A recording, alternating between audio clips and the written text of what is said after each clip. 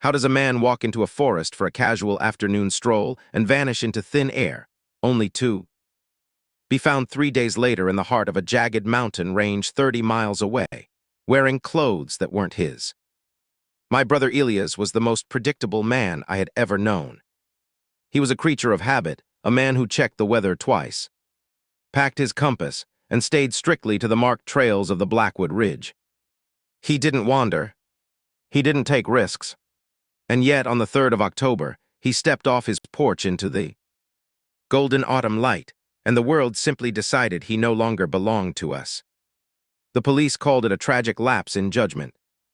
They speculated he wandered off the path, hit his head, and suffered from the delirium of hypothermia. They searched the ridge for 48 hours, dragging every ravine and combing every thicket. But the math never added up.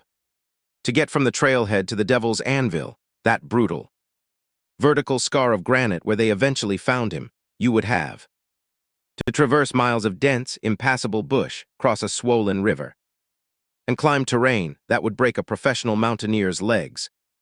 Elias couldn't even climb a backyard fence without complaining about his knees. I remember sitting in the station, listening to the lead investigator drone on about disorientation, feeling a cold, hard knot of dread tighten in my stomach. The investigator had a folder of photos, but he hesitated to show me the one that mattered.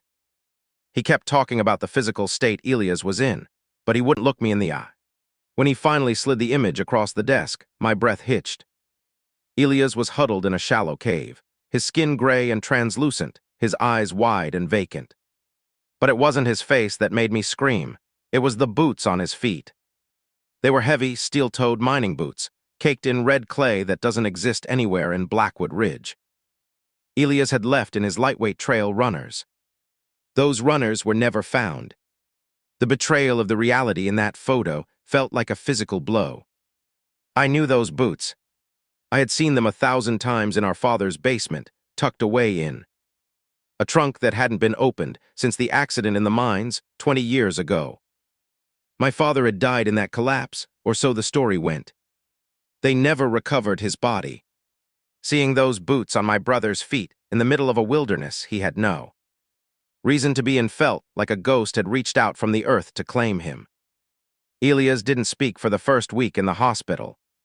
He just sat by the window, staring at the tree line as if he were waiting for something to come out of the shadows and finish the job. When he finally did talk, he didn't tell a story of survival or being lost. He spoke of a sequence of doors hidden in the rock, of a man who looked exactly like our father waiting on the other side of a threshold that shouldn't exist. He said he hadn't walked to the anvil. He said he had been dragged there by something that didn't know how to walk properly, something that moved with a sickening, jerking gait.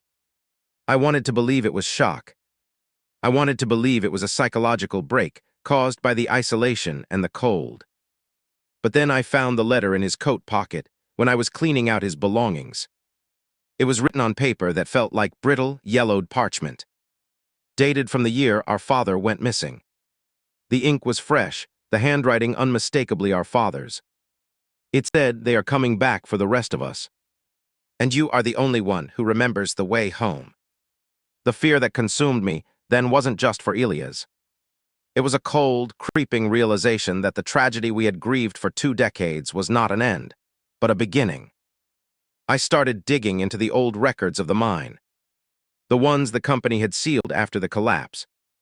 I found reports of structural anomalies, of pockets in the earth where the air didn't behave correctly, where miners reported hearing voices that sounded like their own futures. It was madness, but looking at the map of the region, I saw the pattern. The trailhead, the cave at the anvil, and the old mine shaft, they formed a perfect equidistant triangle. Elias was discharged, but he wasn't the brother I knew. He started waking up in the middle of the night, standing in the center of his room, humming a melody that sounded like grinding metal and shifting stones. He would stare at his reflection, tracing the lines on his face, claiming that his skin didn't feel like his own anymore. I realized then that the person who had been found on that mountain wasn't just Elias.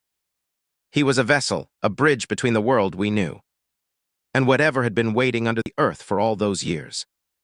I tried to keep him home, to lock the doors and board the windows. But the pull of the ridge was magnetic. He started leaving the house every night, his movements fluid and precise. Stark contrast to the clumsy, stiff man he had been before the hike. I followed him once, halfway up the mountain, hiding in the brush as he stood before a fissure in the cliff face. He wasn't crying out for help. He was whispering names, names of people from our town who had vanished in the last 50 years without a trace. He wasn't a victim of a hike gone wrong. He was being recruited. I watched, paralyzed, as he pressed his hand against the cold stone. The rock didn't just sit there, it rippled like water. He looked back at me, his eyes glowing with a faint, unnatural luminescence. And he didn't look like my brother. He looked like an apology for something I wasn't meant to understand. He stepped through, not into the mountain, but into a space that existed in the cracks of our reality.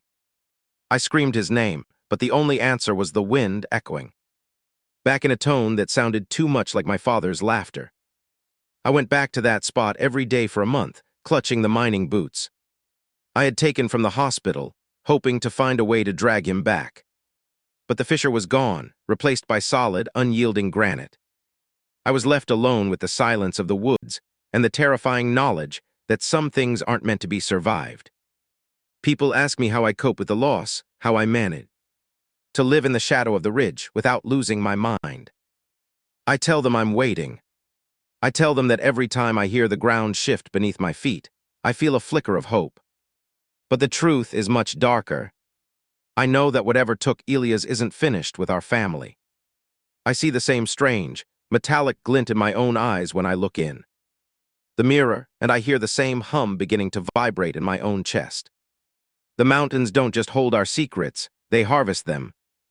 They take the people we love, and they twist them into something that belongs to the dark, something that can't be recovered by any rescue party or search team. I've stopped looking for a way to save him, because I know now that he isn't trapped. He's exactly where he was always meant. And now the ridge is calling for me. I spend my nights mapping the stars and the tremors, tracing the lines of the triangle that claimed my father and my brother. I know the day is coming when I will walk out the front door just like Elias did and find the threshold waiting for me. The authorities think they solved the case. They have their files, their theories, and their neat little summaries of human error. They don't know that the wilderness isn't just a place of trees and rocks.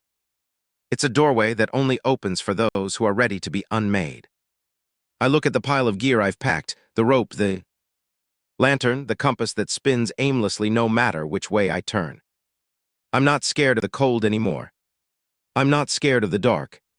The only thing that haunts me is the fear that when I finally step through, I won't be able to find them in the labyrinth on the other side.